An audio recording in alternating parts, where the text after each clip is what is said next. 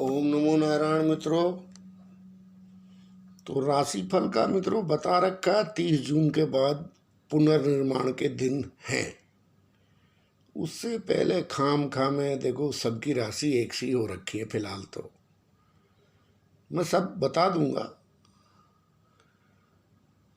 आज बात करते हैं। एक मित्र पूछ रहा है इस देश का क्या होगा। मित्रों देश का तो मुझे पता नहीं। देश तो जो भौगोलिक आपकी स्थिति है आप उसको कहते हो, ये बदलती रहती है। 47 से पहले कुछ और थी, उससे पहले कुछ और थी, उससे पहले कुछ और थी। हाँ, एक सभ्यता है जो बोलती थी काबुल तक, कंधार तक, बलूचिस्तान तक, जिसने कभी भी हमलावरों को नहीं आने दिया इस आर्यवर्त में। लेकिन इस सभ्यता ने अपने पतन पे कभी विचार नहीं किया। दूसरों के अंदर कमी छांटती रही ये सभ्यता। अपने गिरहवा में इसने कभी नहीं झांका। जिन लोगों ने क्षत्रिय धर्म अपनाया, चीन को दीवार बनानी पड़ी गारे मट्टी की, लेकिन इस आर्यवर्त की ऐसी मानवों की श्रृंखला की दीवार थी कि कोई हुण, कोई पिशाच इस आर्यवर्त की तरफ आंख उठाकर देखता भी नहीं था। लेकिन ये सभ्यता अपने उन महान क्षत्रियों को भूल गई और अपने खजाने भरने पे उतर आई। तो मरुभूमि, मरु प्रदेश में जब जो लोग जाके रहे, तो इस धरती बहुत उर्वरा भूमि थी ये, तो यहाँ से उनको मदद जाती थी। जब तक वो काम चालू रहा तब तक ये आर्यवर्त अटल रहा। लेकिन जब यहाँ लालची राजा होने लगे तो वो भी गाय काट के खाने लगे। वो क्या खाएंगे? वो मरु प्रदेश में बस गए तुम्हारी रक्षा के लिए। इतिहास गवाह है। क्षुद्र स्वार्थों के ऊपर, अपने अहंकार के ऊपर ये सभ्यता नित्य एक डूबते जहाज की तरह अपना तत्व खोती जा रही है। ये सब साइंस हमारे पास थी, सब कुछ था हमारे पास। लेकिन आज क्या राजा क्या प्रजा, सब इसी साइंस के दीवाने हो रहे। मंद बुद्धि हो गए हम। कैलकुलेटर ने असल में ये जितने भी ये सिस्टम है, ये सब मंदबुद्धि लोगों का सिस्टम है। जो कंठस्थ, जिनको वेद याद रहते थे, वो सभ्यता, अब आप लगा लो ये सभ्यता कहाँ आ गई। मैं तो कुछ कह नहीं सकता। गलत कह रहा हूं तो बताओ। तो ये साइंस वगैरह ये सब तो हमारे शास्त्रों से निकाल के इन लोगों ने हेरा फेरी करके और बना रखी है। चलो, लेकिन आपको इंटरनेट से, जैसे कैलकुलेटर से लोग कितने मंदबुद्धि हो गए। कैलकुलेटर आ गया, हिसाब किताब लगाना आसान हो गया। अब जिन लोगों को कैलकुलेटर की जरूरत थी और जिनको नहीं भी थी, कैलकुलेटर ने सबको लपेट दिया। तो मंदबुद्धि हो गए हम। इसी तरह इंग्लिश चली। अभी बच्चे को कहो कि अरे भाई उसके 69 रुपये दे आ, तो वो कहेगा 69 69 कितने होते हैं पापा, अंग्रेजी में बताओ। अच्छा भैया 6 और 9 69 रुपये दे आ। इतने हम मंदबुद्धि हो चुके हैं आज, हम अपने निज तत्व से छूट गए हैं। फिर ये सभ्यता संतोषी थी, इस सभ्यता ने दिखावटपने को कभी मान्यता दी नहीं, दिखावटी चीज़ों को। आज ये सभ्यता उनके पीछे घूम रही है, बस दिखावट के ही तो पीछे घूम रही है, या कहीं और घूम रही है। रूप को, चेहरे मोहरे की सुंदरता को इस सभ्यता ने कभी अहमियत दी नहीं। इस सभ्यता के पास चरित्र की सुंदरता थी, वो सुंदरता भी ये सभ्यता अब खोती जा रही है। अब इसमें एक साधारण मानव का कोई दोष नहीं है। यथा राजा तथा प्रजा, जैसे जैसे हमारे ऊपर राजपुरुष आते गए वैसा वैसा हमारा हाल होता चला गया। धर्म के मामले में, ज्ञान के मामले में, जिसको आजकल विज्ञान कहने लगे हैं, इस सभ्यता का कोई तोड़ नहीं है। लेकिन क्या कर सकते हैं।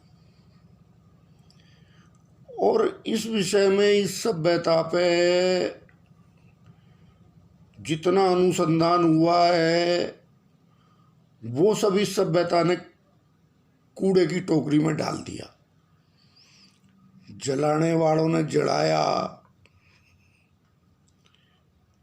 नष्ट करने वालों ने हमारी सभ्यता को खूब नष्ट किया। लेकिन क्या हम जो बचा कुचा था वो भी संभाल पा रहे हैं? विचार तो ये करना चाहिए ना आज।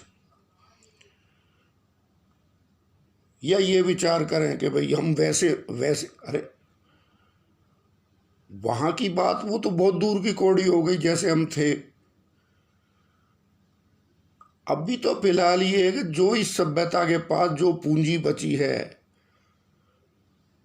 वो ये संभाल पा रही है कि नहीं संभाल पा रही है। आने वाली पीढ़ियां, संस्कार खत्म हो गए ना भाई। संस्कार हमारे चुन चुन के खत्म किए गए। जो सभ्यता अपने लोगों के लिए इच्छा मृत्यु पे बात करती है, उस सभ्यता ने हमारी सती प्रथा पे इतना टारगेट किया, इतना टारगेट किया, तो आप क्यों कर रहे हो फिर इच्छा मृत्यु की बात? आप संभालिए फिर उनको। लेकिन क्या है कि सब दोगली चाल चल रही। मैं सती प्रथा का समर्थक नहीं हूं, लेकिन यदि भोग विलास को एक तरफ रख दिया जाए और आत्म तत्व से देखा जाए तो आप स्वयं विचार करो। जब 7 जन्म के बंधन को देखोगे तो आप स्वयं विचार कर लो। मैं सती प्रथा का समर्थक नहीं हूं, फिर भी कह रहा हूं।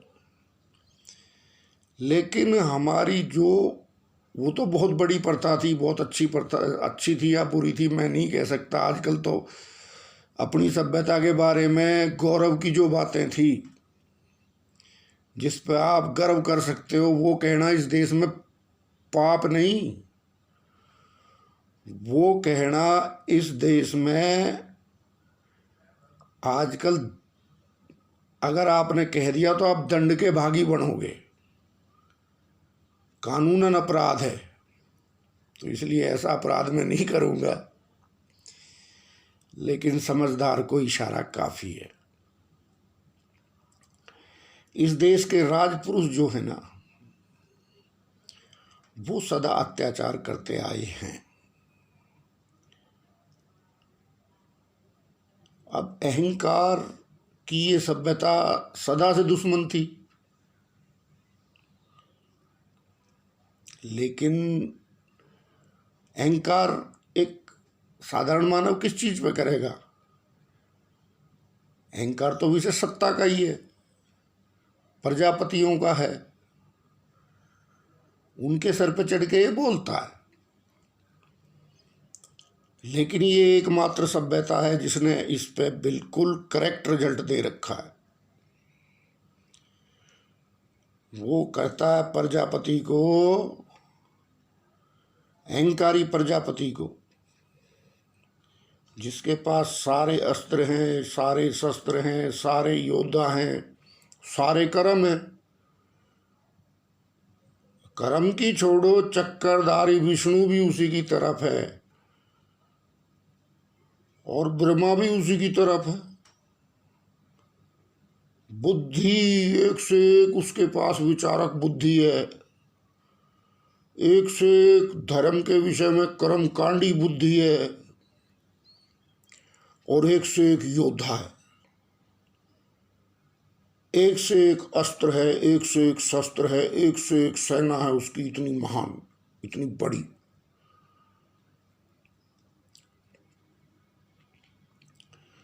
अब उसके सारे अस्त्र शस्त्र, योद्धा, महापंडित, ऋषि, ये सब एक पाड़े में जब खड़े होंगे तो अहंकार क्यों नहीं आ जाएगा? अहंकार को तो वहां आना ही है। कंट्रोल तो प्रजापति को करना है, ठीक है ना?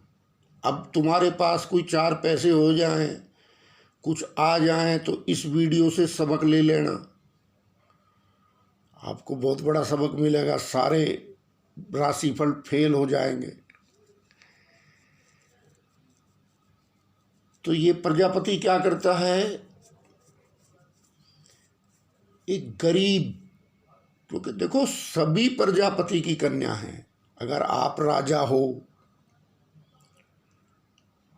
राजा को भगवान बताया है हमारे शास्त्रों में, प्रजापालक राजा को, प्रजापालक की बात कर रहा हूं, किसी के एक के विषय में नहीं कह रहा मैं, लेकिन प्रजापालक राजा को भगवान बताया। तो जब ये अहंकार में फूल जाता है, अहंकार तो आना ही है, लेकिन उस अहंकार से बचना काम, या फिर जहर की तरह उसको पी जाना, ये काम प्रजापति का है। लेकिन वो था कोई जो जहर पी के भी उसके असर से बेअसर रह गया, और है ऐसे भी जिनके पास सब कुछ है लेकिन अहंकार से पिंड नहीं छुटा पाते। ये आपको देश में, समाज में, आसपास, विदेश में हर जगह देखने को मिल जाएंगे। उसके लिए कोई पीएचडी नहीं करनी। तो जितनी भी स्त्रियां हैं वो सब स्त्री जाति इसकी बेटी के समान है, प्रजापति की। जितना भी मान लो उसकी पुत्री है, तो जितना भी कोई मान लो, अब ये प्रजापति तो रहता है बड़े बड़े महलों में, इसके पास बड़े बड़े विमान हैं, बड़े बड़े स्वर्ण के रथ हैं, बहुत बड़ी फौज है, बहुत इसके ज्ञानी ध्यानी मंत्रिमंडल हैं, है ना? यही तो बात है दुनियादारी की। तो इसको तो वो अपनी प्रजा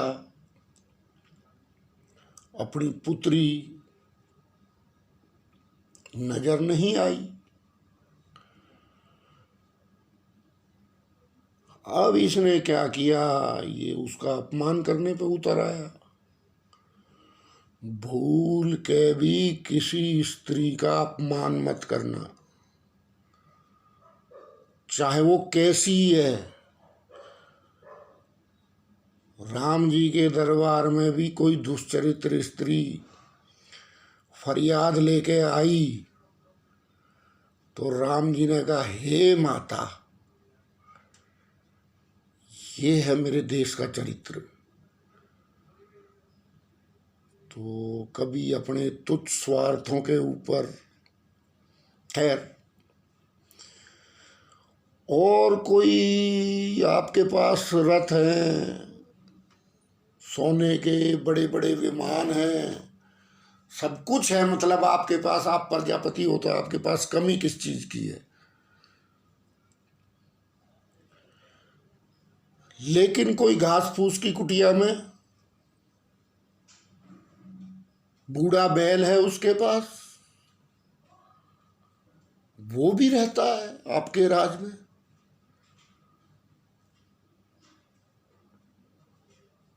वो कहता है कि देखो,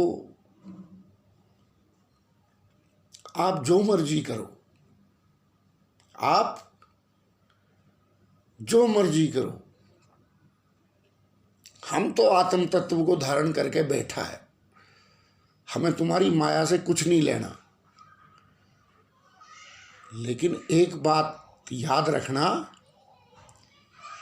अपने इस विशाल यज्ञ में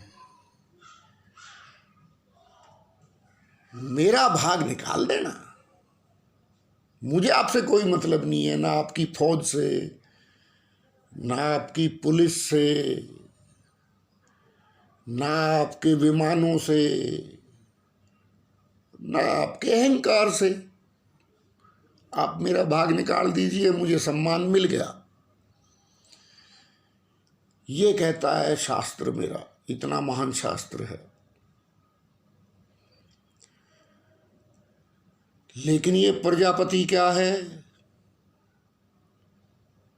ये तो देखता है कि मेरे पास तो बहुत पावर है, बड़े बड़े चक्करधारी विष्णु मेरी तरफ खड़े हैं, बड़ी बड़ी बुद्धिमान ब्रह्मा बुद्धि मेरी तरफ हैं, बड़े बड़े भजन और तपस्या करने वाले ऋषि मेरे पाड़े में बैठे हैं। एक स्थिति है ये, इससे ज्यादा कुछ नहीं है। ये मेरे शास्त्र नहीं बताया है, ये महान सभ्यता नहीं बताया है। लेकिन क्या करें, ये अहंकार हजम नहीं होता। पहले तो ये अपनी पुत्री का मजाक उड़ाता है। पुत्री का, चलो वो भी पुत्र के ही समान है, अगर उसका पति है तो कोई, प्रजापति के लिए तो पुत्र के ही समान है। उसके बाद उस गरीब, असल में क्या है, प्रजापति उसको असहाय समझ लेता है, क्योंकि इसके गाजे बाजे ज्यादा होते हैं ना थोड़े, तो ये उसका मजाक उड़ाने पे उतर आता है। और तब होता है विध्वंस।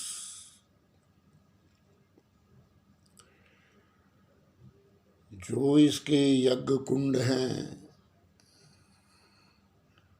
नष्ट कर दिए जाते हैं। समय बदलते देर नहीं लगती, ये भी मेरा शास्त्र बताता है। होगा तेरे पास कुछ भी, लेकिन जिस टाइम में मैं आऊंगा तेरा हिसाब लेने, क्या पता मैं खंबे में से ही आ जाऊं। बड़ा गहन है मेरा शास्त्र। और जो कथा चल रही है उसमें तो आपको पता ही है, फिर इन बड़े बड़े महापंडितों का क्या हाल किया गया, क्या किया ना। अब इससे भी आगे इतना गहन है मेरा शास्त्र। वो कहता है ये अहंकार बुद्धि का विषय है। किसका विषय है? बुद्धि का। तो अब ये प्रजापति को क्या किया जाए, क्या किया जाए? अभी बुद्धि तो इसकी मरेगी नहीं, तो बुद्धि तो किसी की मरती नहीं है। क्यों? प्रजापतियों की तो वैसे ही खासकर। क्यों? ये जाएगा तो कोई और आ जाएगा, वो इसका बाप निकलेगा। ठीक है ना। तो मेरा शास्त्र कहता है कि इसको बकरे की शीश लगा दिया जाए।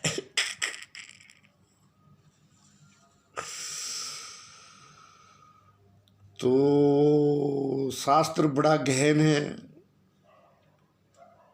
सब लाइन में खड़े कर दिए गए। बड़े बड़े चक्करधारी बनेगा, हम बताएंगे तू कितना बड़ा चक्करधारी। उधर खड़ा हो कोने में, क्या क्या गा, उधर कोने में खड़ा रहियो, हिलियो मत, अभी तेरा चक्करधारी पड़ा पहले निकलेगा। कमाल करता है मेरा शास्त्र। तो कोई घास फूस की कुटिया वाला, खाली एक लंगोटी वाला, ए प्रजापति आत्म तत्व उसके पास भी है। ये सब कर्मों के खेल हैं, कभी राजपाट मिलता है, कभी चला जाता है। मत भूल, आत्म तत्व में आज तू भोग रहा है राज, कल वो भी भोगेगा। लेकिन जो इस टाइम में कष्ट भोग रहा है उसको कहते हैं प्रजापति का जमाई है वो। किसका? तो उसकी आहुति उसको दे दी जाती, उस गरीब की, उस बूढ़े बैल वाले की, उस कुटिया में रहने वाले की। वो आपकी व्यवस्था के खिलाफ नहीं बोलता, आप जो मर्जी करते, उसका हक नहीं खाना था। लेकिन जब ये प्रजापति उसका हक खाने पे उतर आया तो इसको बकरे का शीश लगना तय है कि नहीं है? ये कहता है मेरा शास्त्र। और ये बकरे के शीश लगते रहते हैं राजाओं को। फिर आप उसके बाद में फिर अगली वीडियो में फिर मैं जिन जिन को बकरे के शीश लगे हैं उनके बारे में भी बता दूंगा। आप कहोगे बिल्कुल करेक्ट लगे हैं भाई, और लगने चाहिए थे। तो सवाल तो एक आहुति का है, एक यज्ञ के भाग का है। बहुत बड़ा यज्ञ होता है प्रजापिता का, राजा का। लेकिन जिस दिन वो उस गरीब की आहुति भूल जाता है तो गरीब भी कहता मैं तेरा जवाई हूं। क्या हूं? मैं तेरा जवाई हूं। मैं भी ये आत्म तत्व धारण करके बैठा हूं। किसी दिन मैं भी अपने अच्छे कर्मों का फल भोग लूंगा, लेकिन तू आज हमारा ही हक खाने पे उतर आया। तो फिर विध्वंस होता है। फिर सारी पूजा पाठ कर्म कांड धर्म सब बराबर, हट पीछे। क्या उन कुंडों में क्या किया था पता है ना? क्या किया था? उन्हीं को काट काट के उसी उसी कुंड में उन्हीं के में डाल दिया गया और ऊपर से पेशाब कर दिया गया। ऐसा हाल होता है लालची प्रजापतियों के यज्ञ का। तो ये गहन सभ्यता, हर चीज पे विशेष चिंतन है।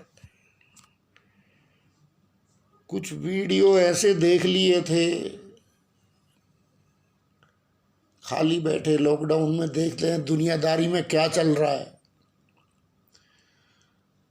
तो वो टारगेट कर रहे थे कि भाई ये ब्राह्मण धर्म ऐसा वैसा। ऐसा कुछ नहीं है रे भाई, ये सभ्यता तो क्लियर है। क्या क्लियर कट है ये, इसने किसी को नहीं बख्शा। ब्राह्मण ब्रह्मा को नहीं बख्शा, उसकी दाढ़ियां नहीं उखाड़ी थी। बताओ, उन ऋषियों की दाढ़ियां नहीं उखाड़ी थी, कर्मकांडियों की उखाड़ी थी, वेद पाठियों की उखाड़ी थी। क्या?